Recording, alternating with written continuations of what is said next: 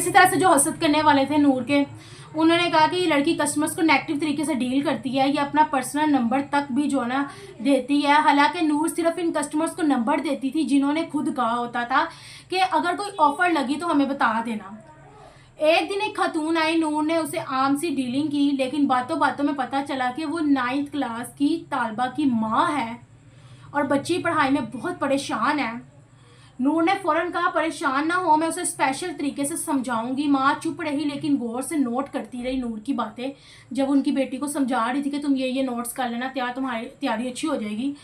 अगले ही दिन नूर मॉल पर थी, एक सफ़ेद करोला आई, यानी कि गाड़ी आई, और एक खातून उनके भाई नूर को लेने आए और घर ले जाकर कहा, मेरे 3 बच्चे हैं, मुझे अब आप जैसे उस्ताद की तलाश थी। मेरे शोहर मुझे छोड़कर चले गए हैं, लेकिन मुझे अपने बच्चों को पढ़ाना है। नूर ने हामी भर ली, एक कॉल संजीदा मकसद में बदल गई। फ़ीस की बात हुई। नूर ने अपनी माँ से पूछा कि मैं इन बच्चों की क्या फ़ीस लूँ, तो माँ ने कहा 10,000 ठीक है।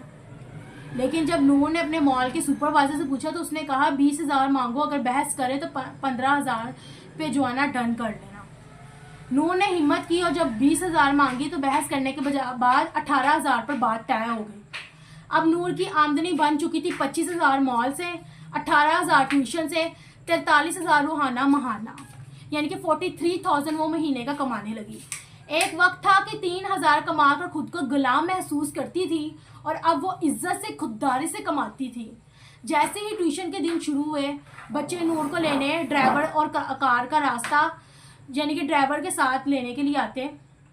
बच्चे जो है ना ड्राइवर के साथ नूर को टाउन के गेट से लेने के लिए आते, ठीक है। उसके बाद जो है जैसे ही नूर जो है अपना